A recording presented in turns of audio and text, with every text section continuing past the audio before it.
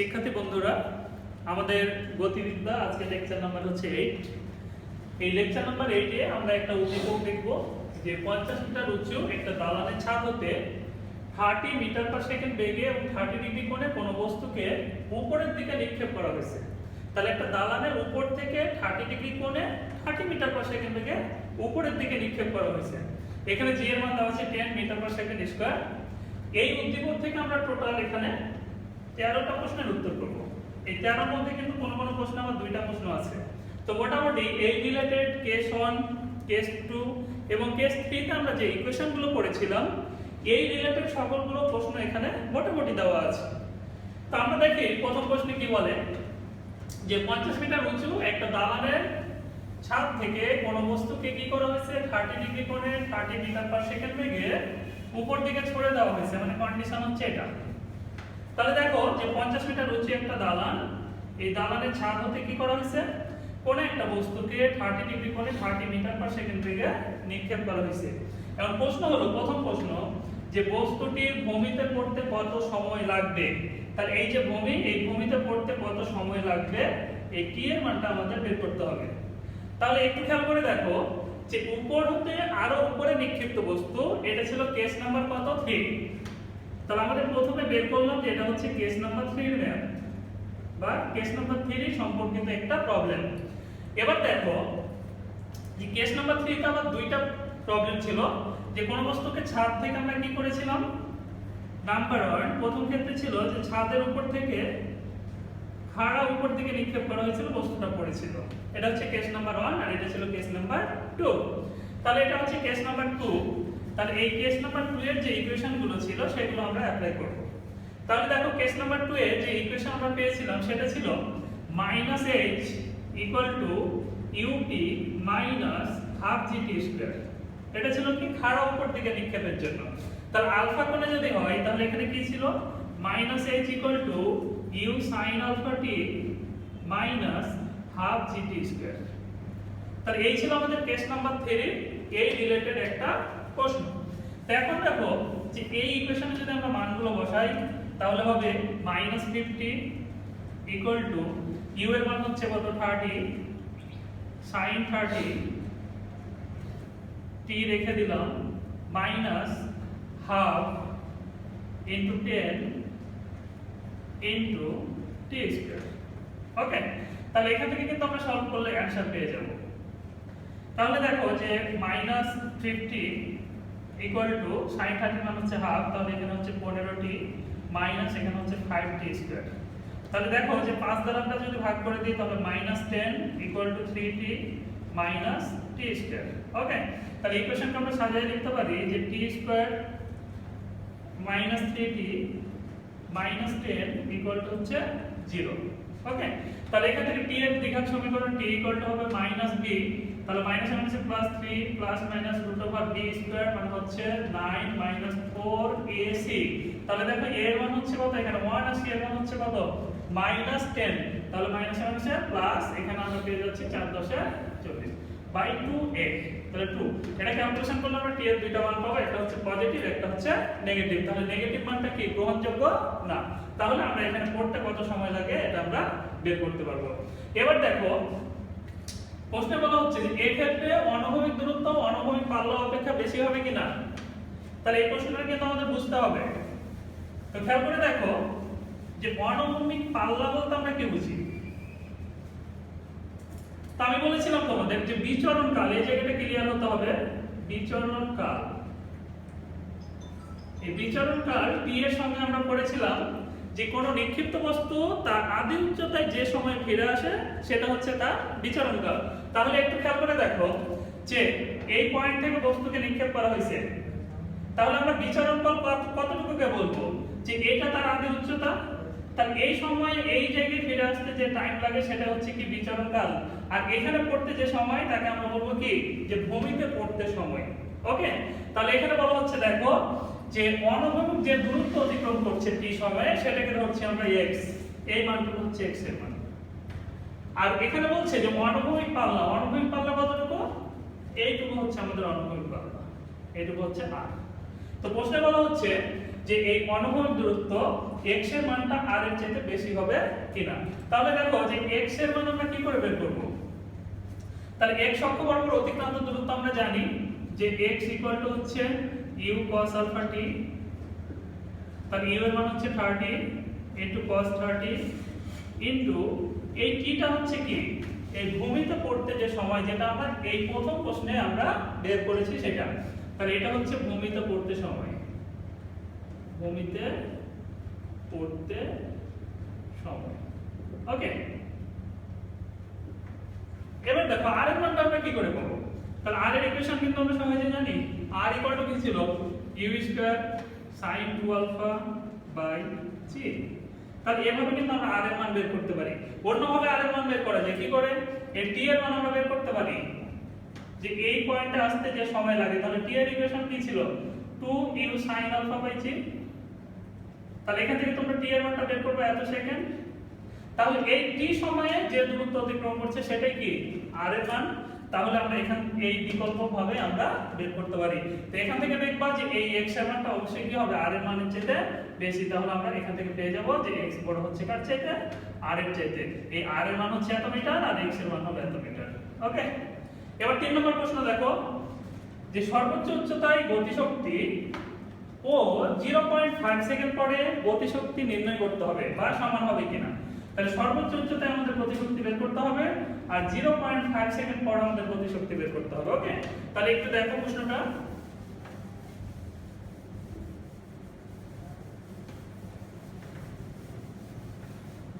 ওকে, তাহলে দেখো যে সর্বোচ্চ উচ্চতায় গতিশক্তি, তাহলে আমরা একটু দেখে নিই যে একটা বিল্ডিং এর ছাদ থেকে কোনো বস্তুকে নিক্ষেপ করা হয়েছিল আলফা কোণে আর 30 ডিগ্রি কোণে আর 30 মিটার পার সেকেন্ড বেগে। এই ছিল আমাদের ম্যাথ। এখন দেখো যে এই 0.5 সেকেন্ড পর তার বেগটা কত, গতিশক্তি বের করতে হলে আমাদেরকে তার বেগের মান বের করতে হবে। তাহলে আমরা বলতে পারি যে 0.5 সেকেন্ড পরে বেগ, তাহলে একটা কি থাকবে vx x অক্ষ বরাবর বেগ। আমরা এই রিলেটেড ম্যাথ আমরা প্রথম ক্লাসে করেছি। vx কত হয়, v সমান ছিল u প্লাস gt, তার x অক্ষ বরাবর আদি বেগ ছিল u cos আলফা আর g এর মান ছিল কিন্তু 0। তাহলে এখান থেকে দেখো u এর মান হচ্ছে 30 cos 30, তাহলে এখান থেকে আমরা vx পেলাম। এরপর আমরা কি বের করব vy।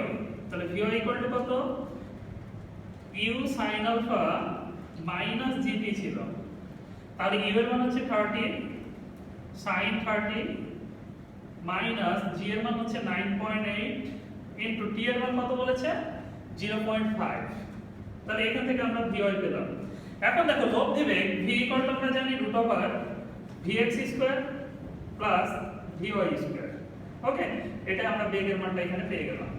তাহলে এবার দেখো যে গতিশক্তি কত, গতিশক্তি আমরা কিন্তু জানি যে গতিশক্তি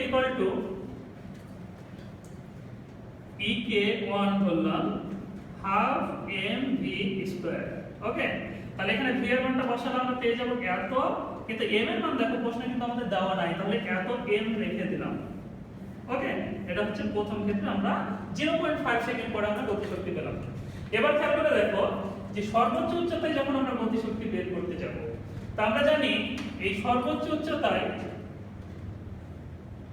vx থাকে u cos আলফা আর vy এর মানটা কিন্তু শূন্য হয়ে যায়, vy 0। তাহলে এখানে একটাই বেগ থাকবে, সেটা কি vx। তাহলে এই সর্বোচ্চ উচ্চতায় গতিশক্তিটা কত হবে, সর্বোচ্চ উচ্চতায় গতিশক্তি ek2 half m vx square. Okay, তাহলে এই মানটা আমরা হচ্ছে সর্বোচ্চ উচ্চতায় তার বেগ। তাহলে এখান থেকে আমরা পেলাম যে এত m। তাহলে খেয়াল করে দেখো যে সর্বোচ্চ উচ্চতায় গতিশক্তি পেলাম আমরা এইটা, আর 0.5 সেকেন্ড পর গতিশক্তি পেয়েছি আমরা এটা। এই দুইটা দেখবো যে কোনটা বেশি হচ্ছে বা কোনটা কম হচ্ছে, বা যদি প্রশ্নে বলে যে গতিশক্তি নির্ণয় করো তাহলে আমরা বের করে রাখবো। ওকে, এরপরের প্রশ্ন দেখো যে বস্তুটি যখন তার আদি উচ্চতায় ফিরে আসে তখন তার স্থানাঙ্ক কত। খুব গুরুত্বপূর্ণ একটা ম্যাথ। তাহলে আমরা একটু দেখি প্রশ্নটা যে আদি উচ্চতায় যখন ফিরে আসতেছে তখন তার স্থানাঙ্ক কত। তাহলে একটু খেয়াল করো যে একটা বিল্ডিং এর উপর থেকে কোনো বস্তুকে নিক্ষেপ করা হয়েছিল,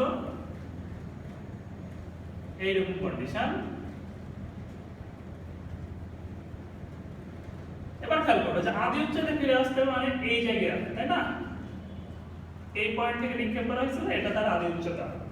তাহলে এই পয়েন্টের স্থানাঙ্ক কত? তাহলে দেখো যে এই পয়েন্টের y এর মান কতটুকু? বিল্ডিং এর যেটা উচ্চতা সেটা মানে 50 মিটার। ওকে, আর এই পয়েন্টের x এর মান কতটুকু? নিশ্চয়ই এই মানটুকুকে আমরা বলি কি r। তাহলে এই পয়েন্টের স্থানাঙ্ক কত? r 50। x এর মান হচ্ছে r, y এর মান হচ্ছে 50। এখন দেখো r এর মান আমরা ইজিলি বের করতে পারি। r হচ্ছে u স্কয়ার sin 2α/g। ওকে, তাহলে u এর মান হচ্ছে 30, আলফা এর মান হচ্ছে 30, g এর মান আমরা জানি 10 দেওয়া ছিল, তাহলে আমরা r এর মান পেয়ে যাব, আর এটা হচ্ছে 50। এবার পরের প্রশ্নটা বলছে কি, দেখো যে ওই বিন্দুতে বস্তুটি কত কোণে পড়বে। খুব গুরুত্বপূর্ণ একটা প্রশ্ন, একটু খেয়াল রাখতে হবে। তো একটু খেয়াল করো যে এই যে পয়েন্ট, এই পয়েন্টে বস্তুটি পড়তে যে সময় সেটা কিন্তু বড় টি, এটা মাথায় রাখতে হবে। আর এই পয়েন্টে পড়তে যে সময় সেটা আমরা ধরেছিলাম একটা টাইম, যে কোনো টাইম, সেটা ছিল টি। এখন দেখো যে এই যে পয়েন্ট, এই পয়েন্টে বস্তুটি যখন পড়ে তখন এই কোণ আমাদের বের করতে হবে যে এই কোণটা কত। তাহলে একটু খেয়াল করে দেখো, আমরা যদি এখানে একটা স্পর্শক অঙ্কন করি তাহলে এই কোণ আর এই কোণ কিন্তু সমান। এখানে স্পর্শক এঁকে দাও। ওকে, তাহলে এই কোণ যদি আমরা থিটা ধরি আর ভি বেগে পড়তেছে আমরা ধরে নিলাম, তাহলে যেদিকে থিটা আছে সে তাকে ধরলাম আমরা vx, এর মান হচ্ছে v cos থিটা, আর লম্ব এই দিক বরাবর হচ্ছে v sin থিটা, এর মান আমরা ধরে নিলাম vy। ওকে, তাহলে এখান থেকে দেখো যদি আমরা tan থিটা চিন্তা করি যে tan থিটা ইকুয়াল টু হবে vy বাই dx। ওকে, তাহলে এখন দেখো যে আমরা এই আদি বেগ ছিল u আর এই কোণ ছিল আলফা। আবার দেখো আমরা vx ইকুয়াল টু জানি u cos আলফা, আর vy ইকুয়াল টু আমরা জানি u sin alpha minus gt। তো দেখো আমি কিন্তু যেদিন তোমাদের কেস নাম্বার 1 2 3 পড়াই সেদিন আমি বলে দিয়েছিলাম যে এই যে vx ইকুয়াল টু এটা লিখতে পারি আমরা, আবার দেখো এই vy ইকুয়াল টু আমরা এটা লিখতে পারি। তো যেহেতু আমাদের মান দেওয়া আছে আলফা এবং ইউ এর, আমরা যেহেতু থিটার মান বের করতে হবে, তাহলে এখান থেকে আমরা লিখতে পারি যে vy এর মানটা হচ্ছে u sin alpha minus gt, আর vx এর মান হচ্ছে u cos আলফা। তাহলে দেখো আলফা এবং ইউ এর মান তো আমরা জানি, জি এর মান জানি, তাহলে এই টিটা কি? এই টিটাই হচ্ছে যে পয়েন্টটা আমরা কোণটা বের করছি সেই পয়েন্টের সময়। তাহলে এই টিটা হচ্ছে কি? এই বড় টি, এই টি সময়। যদি আমরা এই পয়েন্টটা কোণ বের করতাম তাহলে এই টি এর মানটা হতো পড়তে যে সময়, সেই সময়টা আমরা নিতাম। ওকে, তাহলে এই জায়গাটা অবশ্যই মাথায় রাখবা, এবং খুবই গুরুত্বপূর্ণ একটা প্রশ্ন, এই প্রশ্ন তোমাদের ভুলে গেলে চলবে না। এবার খেয়াল করো পরের প্রশ্ন বলা হচ্ছে যে সর্বোচ্চ উচ্চতায় স্থানাঙ্ক কত। তাহলে আমরা ইজিলি বের করতে পারবো সর্বোচ্চ উচ্চতায় স্থানাঙ্ক। একটু খেয়াল করো যে কন্ডিশন ছিল যে কোন একটা 50 মিটার উঁচু বিল্ডিং, এই বিল্ডিং এর ছাদ থেকে কোন একটা বস্তুকে নিক্ষেপ করা হয়েছিল। তাহলে সর্বোচ্চ উচ্চতা বলতে কি? নিশ্চয়ই এই পয়েন্ট, এই পয়েন্টের চাইতে তো বেশি উচ্চতা নেই। তাহলে এই পয়েন্টে আমাদের স্থানাঙ্কটা বের করতে হবে। তাহলে দেখো সর্বোচ্চ উচ্চতা যদি h হয় তাহলে y এর মান টোটাল কত হচ্ছে? 50 প্লাস h না? দেখো ভূমি থেকে এটুকু হচ্ছে 50 আর এটুকু h, তাহলে কত? 50 প্লাস h, এটা হচ্ছে y এর মান। আর x এর মানটা কি? দেখো এই টোটালটা ছিল r, এই টোটালটা হচ্ছে r, তাহলে অর্ধেকটুকু কত? r/2 আমরা বলতে পারি। তাহলে এই পয়েন্টের স্থানাঙ্ক হচ্ছে x এর মান হবে r/2 আর y এর মান হবে 50 প্লাস h। তোমরা h এর মান r এর মান বের করা নিশ্চয়ই জানো। r ইকুয়াল টু আমরা জানি u square sin 2α by g। তাহলে r পেয়ে গেলাম, তাহলে r কে 2 দ্বারা ভাগ করলে আমরা x এর মান পাবো, আর y এর মানটা হচ্ছে 50 প্লাস h। h এর মান কত? u square sin square alpha by 2g। তাহলে এখান থেকে আমরা h এর মান পেয়ে যাব। তাহলে r এবং h এই হচ্ছে আমাদের সর্বোচ্চ উচ্চতা স্থানাঙ্ক। এবার খেয়াল করে দেখো প্রশ্নে বলা হচ্ছে যে বস্তুটি ছাদ হতে অনুভূমিক বরাবর যদি নিক্ষেপ করা হয় তাহলে করতে কত সময় লাগবে। তাহলে এবার কিন্তু কন্ডিশন আলাদা।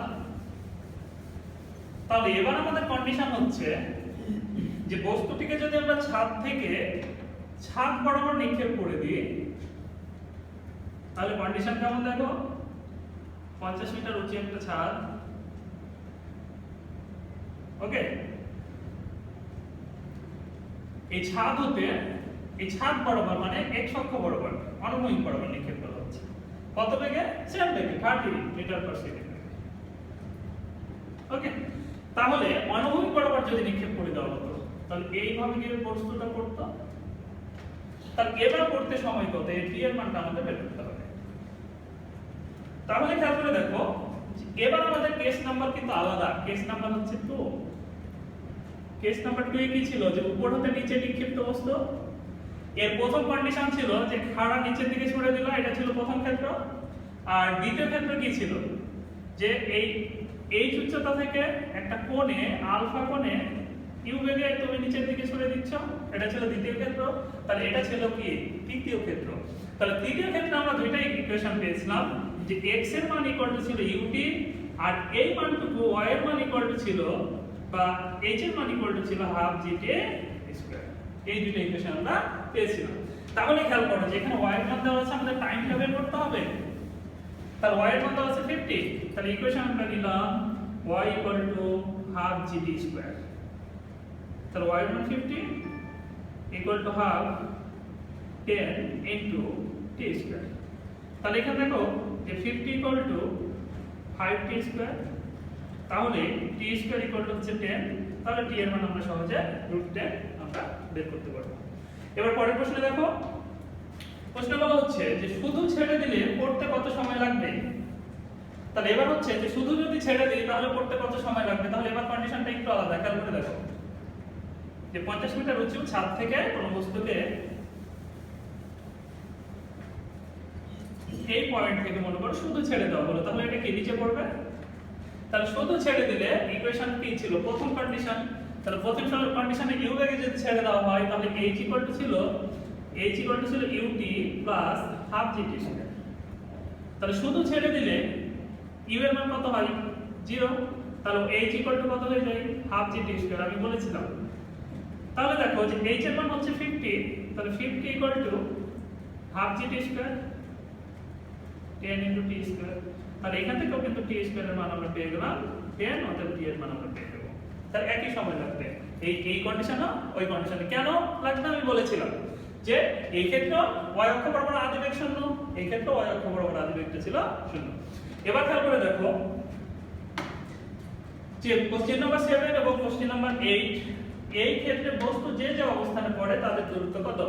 তাহলে কোশ্চেন নাম্বার 7 এ কি বলছে দেখো যে x অক্ষ বরাবর ছেড়ে দিলে যে জায়গায় পড়ে বা অনুভূমিক বরাবর মানে এই জায়গায় বলটা হচ্ছে, এটা হচ্ছে কোশ্চেন নাম্বার কোথায় 7। তাহলে কোশ্চেন নাম্বার 7 এ বলটা পড়ছে এখানে যে ছাদ থেকে অনুভূমিক বরাবর আমরা নিক্ষেপ করেছিলাম। কোশ্চেন নাম্বার 8 এ কি বলছে দেখো যে শুধু ছেড়ে দিলে বলটা পড়ছে কোথায়, এখানে। ওকে, তাহলে এই দূরত্বটুকু আমাদের বের করতে হবে। এই দূরত্বটুকু কিন্তু আমরা জানি, এই দূরত্বটুকুর মানই হচ্ছে কিন্তু x ইকুয়াল টু আমরা কত জানি ut। তাহলে u এর মান হচ্ছে কত, u এর মান 30 আর t এর মান কিন্তু আমরা পেয়েছি যে t স্কয়ার ইকুয়াল টু 10 পেলাম, এখান থেকে t এর মান কিন্তু আমরা বসালে আমরা উত্তর পেয়ে যাব। ওকে, তাহলে এই হচ্ছে আমাদের কোশ্চেন নাম্বার 9 এর উত্তর। এবার দেখো যে 10 নম্বর প্রশ্ন। এই প্রশ্নটা একটু মনোযোগ দাও যে বস্তুটিকে আলফা কোণে এবং ইউ বেগে যদি নিক্ষেপ করা হয় তাহলে তার গতিপথ বিশ্লেষণ করতে হবে। কোথা হতে, অবশ্যই এটা ভূমি থেকে। ক্লিয়ার করে নিবা যে বস্তুটিকে ভূমি হতে আলফা কোণে ইউ বেগে নিক্ষেপ করলে এর গতিপথটা বিশ্লেষণ করতে হবে। তাহলে কন্ডিশন এরকম যে ভূমি থেকে কোনো একটা বস্তুকে ইউ বেগে আলফা কোণে নিক্ষেপ করা হলো, তাহলে ইউ বেগের দুইটা উপাংশ, একটা ইউ cos আলফা আর একটা ইউ sin আলফা। ওকে, তাহলে আমরা ধরে নিচ্ছি যে বস্তুটি x অক্ষ বরাবর কিছু দূরত্ব যায়, তার মান পেয়েছিলাম x U cos alpha t। এখান থেকে t এর মান আমরা বের করেছিলাম t x by u cos alpha, প্রথম ক্লাস নাম্বার 1 এ আমরা করেছি এটা। আবার y অক্ষ বরাবর অতিক্রান্ত দূরত্ব y u sin alpha t minus rgt square.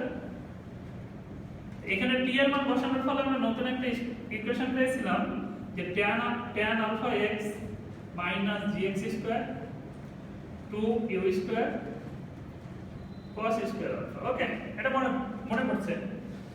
এখন দেখো যে এই x এর সহগকে আমরা ধরেছিলাম a আর x স্কয়ার এর সহগকে আমরা ধরলাম b, এই মাইনাস সহ b ধরলাম, তাহলে y হয়ে যাবে ax, আর যেহেতু মাইনাস সহ b এর মান ধরেছি তাহলে হবে bx স্কয়ার। তো ইহা একটি প্যারাবোলার ইকুয়েশন, তাহলে এই ক্রাসের গতিপথ কি ছিল? প্যারাবোলা। তাহলে এই জায়গাটা তোমাদের মাথায় রাখতে হবে যে ক্রাসের গতিপথ কেমন দেখতে? অধিবৃত্তের মতো, প্যারাবোলা। এবার খেয়াল করে দেখো যে আমরা 11 নম্বর প্রশ্নে যাই। প্রশ্ন বলা হচ্ছে যে ভূমি থেকে যখন আমরা নিক্ষেপ করেছি 10 নম্বর প্রশ্নে, তাহলে এই ক্ষেত্রে আলফার মান যদি 30 হয়, ইউ এর মান 30 হয়, তাহলে 1.5 সেকেন্ড পরে বেগটা কত হবে? তাহলে এই প্রশ্নের উত্তর কিন্তু আমরা করেছি, অনেকবার করেছি। তারপরে আমি বলে দিচ্ছি, একটু দেখো যে আলফা কোণে ইউ বেগে নিক্ষেপ করা হলো। আমরা ধরে নিচ্ছি 1.5 সেকেন্ড পর বস্তুর অবস্থান এই জায়গায় বা এই জায়গায় যে কোনো একটা জায়গায় ধরলাম। তাহলে এখানে বেগের কি থাকবে? vx থাকবে, vy থাকবে, এখানেও ধরতে পারি আমরা vx vy। ওকে,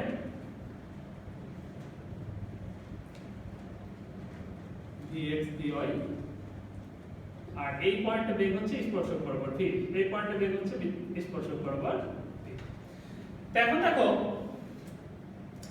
যে এই vx আমরা জানি যে vx ছিল u cos আলফা, তাহলে u এর মান 30, আলফা মান 30, তাহলে 30 into cos 30, তাহলে এখান থেকে আমরা ইজিলি vx পেলাম। এবার দেখো vy কত? আমরা জানি u sin alpha minus gt, তাহলে u এর মান হচ্ছে 30 into sin 30 minus 9.8 into t, t এর মান কত বলেছে? 1.5 সেকেন্ড, 1.5। তাহলে এখান থেকে vy পেলাম। এবার লব্ধি বেগ v হবে √vx square plus vy square. যেহেতু vx এবং vy এর মধ্যবর্তী কোণ কত ডিগ্রি? 90 ডিগ্রি, তাহলে আমরা লব্ধিটা বের করলাম d। এবার পরের প্রশ্ন দেখো যে ছাদ হতে 30 ডিগ্রি কোণে 30 মিটার পার সেকেন্ড থেকে যদি নিচে নিক্ষেপ করা হয় তাহলে পড়তে কত সময় লাগবে আর কত দূরত্ব অতিক্রম করবে? খুব গুরুত্বপূর্ণ প্রশ্ন। আর এই প্রশ্নগুলো তোমরা কমপ্লিট না করলে সিকিউবে তোমাদের খুবই প্রবলেম হবে। তো মাথায় রাখো যে ছাদ থেকে এই 50 মিটার উঁচু ছাদ কি করা হয়েছে? এবার যে 30 ডিগ্রি কোণে 30 মিটার পার সেকেন্ড থেকে নিচে নিক্ষেপ করা হয়েছে, তাহলে কন্ডিশন হচ্ছে যে এই ছাদের সাথে 30 ডিগ্রি কোণে 30 মিটার পার সেকেন্ড থেকে নিচের দিকে সরে দেওয়া হয়েছে। তাহলে আমরা একটা বলকে ছাদ থেকে উপর দিকে খাড়া উপরে নিক্ষেপ করতে পারি, আলফা কোণে উপর দিকে নিক্ষেপ করতে পারি, নিচের দিকে নিক্ষেপ করতে পারি, সোজা নিচের দিকে নিক্ষেপ করতে পারি, ছাদ বরাবর ছড়ে দিতে পারি। ওকে, তাহলে এই ক্ষেত্রে কন্ডিশন হচ্ছে ছাদ থেকে নিচে ফেলা হচ্ছে কিন্তু একটা কোণে এবং একটা বেগে। এবার আমাদের বের করতে হবে যে পড়তে কত সময় লাগবে আর কত দূরত্বে গিয়ে পড়বে, মানে এই t এর মানটা কত, পড়তে কত সময় লাগে আর কত দূরত্ব, এই x এর মানটা কত, এই দুটো আমাদের বের করতে হবে। কোশ্চেন নাম্বার কত? 12। ওকে, তাহলে এবার খেয়াল করে দেখো যে এবার হচ্ছে আমাদের কেস নাম্বার 2 এর দ্বিতীয় কন্ডিশন। তাহলে কেস নাম্বার 2 এর দ্বিতীয় কন্ডিশন কি ছিল? যে h u sin alpha t plus half gt square। তাহলে এই ক্ষেত্রে h এর মান হচ্ছে 50, 30 sin 30 into t plus half 10 into t square। তাহলে এই ক্ষেত্রে দেখো আমরা ইজিলি অ্যানসারটা করতে পারি যে 50 ইকুয়াল টু এখানে sin 30 মানে হচ্ছে হাফ, তাহলে হচ্ছে 15t 15t প্লাস হচ্ছে 5t স্কয়ার। তাহলে t এর একটা দ্বিঘাত সমীকরণ, এখানে t এর আমরা দুইটা মান পাবো, একটা নেগেটিভ একটা পজিটিভ, তারপর আমরা অ্যানসারটা পেয়ে যাব। এখন প্রশ্ন আরেকটা প্রশ্ন অ্যাড আছে যে কত দূরত্বে গিয়ে পড়বে এই x এর মানটুকু। তাহলে পড়তে সময় যেহেতু পেয়ে গেছি টি এর মান, এই টি এর মান যেহেতু আমরা পেয়ে গেছি, তাহলে এই টি সময় x অক্ষ বরাবর কত দূরত্ব অতিক্রম করছে? x r টাইম কি হয় u cos আলফা t। আর এই টিটা হচ্ছে কি যে এই পয়েন্টে পড়তে যা সময়। u এর মান আমরা জানি, আলফার মান জানি। u এর মান 30, আলফার মান হচ্ছে 30। এবার সব লাস্টের প্রশ্ন দেখো যে ছাদ হতে যদি খাড়ার উপরে নিক্ষেপ করা হয় তাহলে পড়তে কত সময় লাগবে? তাহলে এবার কন্ডিশন একটু আলাদা, যে ছাদ হতে, তাহলে 50 মিটারের একটা ছাদ, এই ছাদ হতে মনে করো খাড়া উপর দিকে নিক্ষেপ করা হয়েছে, তাহলে উপরে উঠে আবার নিচে পড়বে, তাহলে পড়তে কত সময় লাগবে? তাহলে এবার বলো কেস নাম্বার কত এটা? কেস নাম্বার 3 এর প্রথম ক্ষেত্র। তাহলে এই ক্ষেত্রে কত ছিল? -h ut half gt square. এই ছিল আমাদের ইকুয়েশন। তাহলে h এর মান হচ্ছে কত? -50 u এর মান কত? 30 t half, g এর মান কত? 10 t স্কয়ার। তাহলে এবার ক্যালকুলেশন করলে আমরা t এর আবার মান পেয়ে যাব। এই হচ্ছে আমাদের অ্যানসার। তাহলে এই যে প্রশ্ন, একটা উদ্দীপক থেকে এই প্রশ্নগুলো তোমরা যদি মাথায় রাখো, তাহলে এই case number 1, case number 2, case number 3 related CQ answer করতে তোমাদের সুবিধা হবে। তো আজকে এই পর্যন্ত, পরবর্তী ক্লাসে আবার দেখা হবে।